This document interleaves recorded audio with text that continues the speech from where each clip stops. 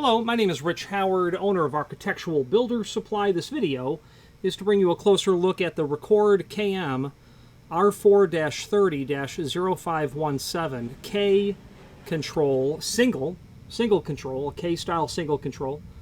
This is our rebuilt. Potentiometer information is back here, and there's an image down below this video that shows that a little bit clearer. Right up in front here.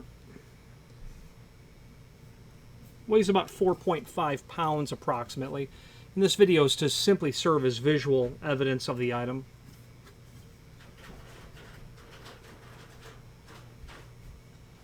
Photographs down below again that you can study to make sure that this is the model that you are looking at. Okay, now the overall width of the unit, about 12.5 overall of the back plane. About 2 3/4, about 3 9/16 deep.